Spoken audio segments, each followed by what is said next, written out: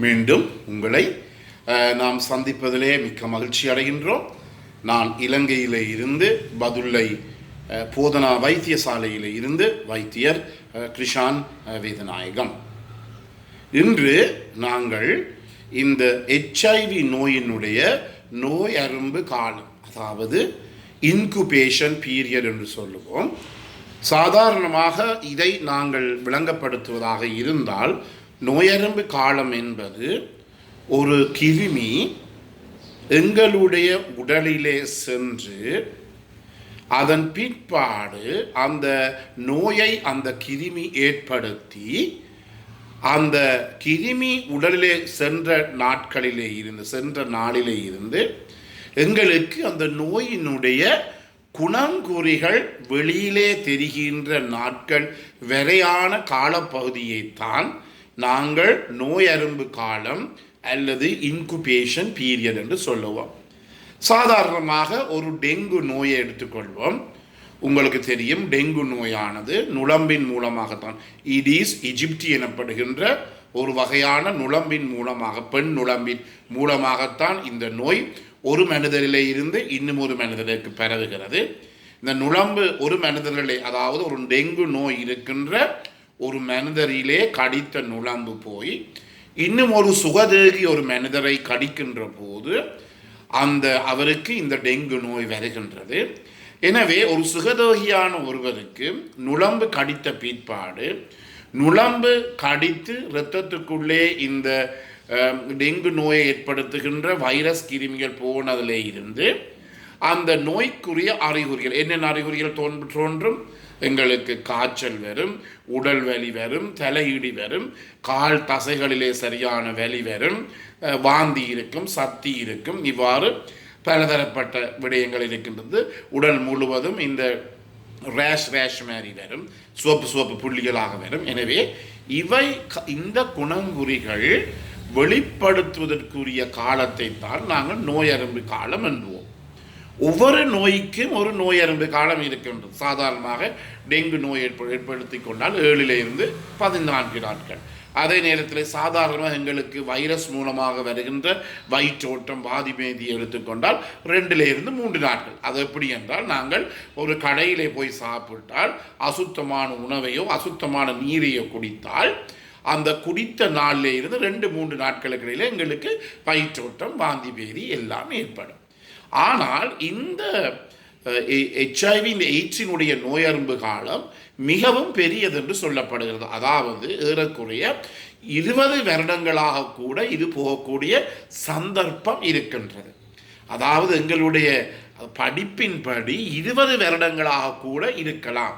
அதாவது ஒரு சிறு உதாரணத்தை எடுத்துக்கொண்டால், ஒரு நபர் ஒரு பெண்ணுடனோ ஒரு ஆணுடனோ தகாத உறவினை கொண்டால் 2024ஆம் ஆண்டு சித்திரை மாதம் இன்று 18ஆம் தேதி அப்படி ஒரு தகாத உறவை வைத்திருந்தால் என்றால், சில நேரங்களிலே 20 வருஷத்துக்கு பிறகு 2044ஆம் ஆண்டு சித்திரை மாதம் 18ஆம் தேதி வரை இந்த நோய் வெளியிலே தெரிவதற்குரிய சாத்தியக்கூறுகள் இருக்கின்றன.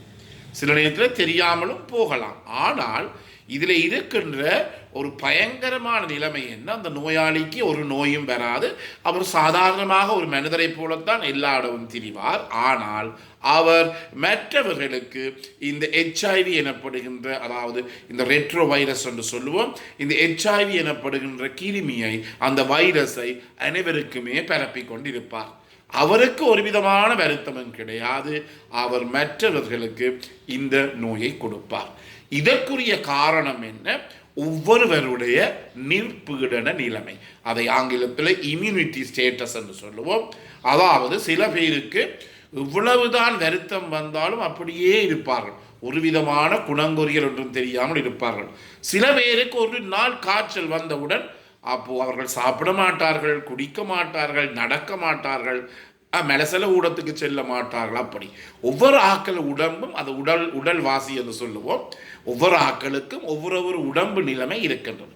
அதே போலதான் சில பேருக்கு இந்த HIV நோய் கிருமி, இந்த வைரஸ் கிருமி உடலுக்குள்ளே சென்றாலும் கூட அவர்கள் வெளியில் ஒரு குணங்குறிகளும் காட்டாமல் சாதாரண ஒரு மனிதரை போலத்தான் அவர் சேவிப்பார். ஆனால் அவர் தொடர்பு கொள்ளுகின்ற அனைவருக்குமே அவர் இந்த HIV அல்லது எய்ட்ஸ் நோய் கிருமியை அவர் பரப்புவார்.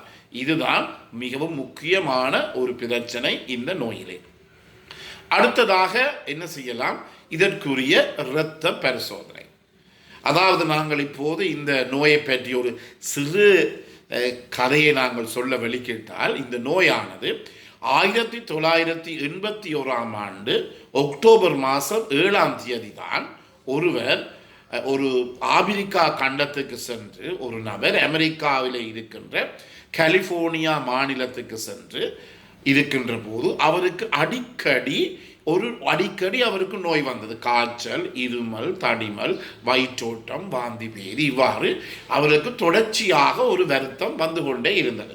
ஒரு நோய் சுகமடைய இன்னும் ஒரு நோய் வரும், இன்னும் ஒரு நோய் சுகமடைய இன்னும் ஒரு நோய் வரும் என்று இருந்தது. அதன் பிற்பாடு தான் இந்த நோயை 1981 விஞ்ஞானிகள் இப்படி ஒரு புதுவகையான ஒரு நோய் கிருமி இருக்கின்றது, ஆனால் அதுக்கு HIV என்ற பெயரை அவர்கள் கொடுக்கவில்லை. இந்த HIV என்ற பெயர் கொடுக்கப்பட்டது 1983. எனவே உண்மையாக சொல்ல போனால் இந்த 1981 இருந்து இன்று வரை எத்தனையோ கோடிக்கணக்கான மக்களுக்கு இந்த நோய் பரவி இருக்கின்றது. எத்தனையோ கோடிக்கணக்கான மக்கள் இந்த நோய்க்காக இறந்திருக்கின்றார்கள். 83 தான் இந்த நோய்க்கு HIV, அதாவது ஹியூமன் இம்யூன் டெபிஷியன்சி வைரஸ், தமிழில் சொல்ல போவதாக இருந்தால் உடலிலே இருக்கின்ற நோய் எதிர்ப்பு சக்தியை குறைக்கின்ற வைரஸ் என்ற ஒரு பெயர் இந்த கிருமிக்கு கொடுக்கப்பட்டது. எங்களை நாட்டை பொறுத்த மட்டிலே சரியாக 4 வருடங்களுக்கு பிறகு பெயர் கொடுக்கப்பட்டு 4 வருடங்களுக்கு பிறகு, அதாவது இலங்கையை பொறுத்த மட்டிலே 1987 தான் முதல் முறையாக இலங்கையில் இந்த நோய் கண்டுபிடிக்கப்பட்டது.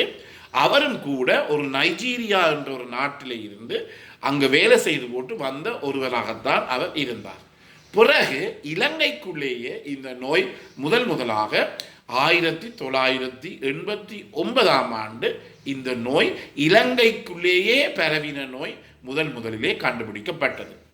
இது மட்டும் எத்தனை ஆயிரக்கணக்கான மக்கள் நோய்க்கு சிகிச்சை பெற்றுக் கொண்டிருக்கிறார்கள். தற்போது சொல்ல போனால் ஏறக்குறைய 4500 இருந்து 5500 பேர் இந்த HIV நோயினாலே பாதிக்கப்பட்டு எங்களுடைய இலங்கை முழுவதும் இருக்கின்ற சிகிச்சை நிலையங்களுக்கு வந்து சிகிச்சையை பெற்றுக்கொண்டு இருக்கிறார்கள். இதுதான் இந்த நோயினுடைய ஒரு சின்ன ஒரு வரலாறு. ஆனாலும் இது உலகத்திலே மிகவும் ஒரு பாரதூரமான பிரச்சனை. எங்களுடைய நாட்டிலே உங்களுக்கு தெரியும், பாரதூரமான பிரச்சனையை ஏற்படுத்தி கொண்டு இருக்கிறது. எனவே இந்த நிகழ்ச்சி உங்களுக்கு பிடித்திருந்தால் கட்டாயமாக இந்த நிகழ்ச்சியை பார்க்காதவர்களுக்கு அறிமுகப்படுத்துங்கள். அதே நேரத்திலே இந்த நிகழ்ச்சியை நீங்கள் லைக் பண்ணலாம், ஷேர் பண்ணலாம். அந்த நிகழ்ச்சியினுடைய மேற்பகுதியில் இருக்கிற அந்த மணி சின்னத்தை அமுழ்த்தி நீங்கள் அந்த நிகழ்ச்சியை சப்ஸ்கிரைப் பண்ணலாம். இது பற்றிய மேலதிக விவரம் தேவை என்றால் இன்னொரு நீங்கள் தொடர்பு கொள்ளலாம். 0094 777 35 62 45. மீண்டும் உங்களை சந்திக்கும் வரை நன்றி, வணக்கம்.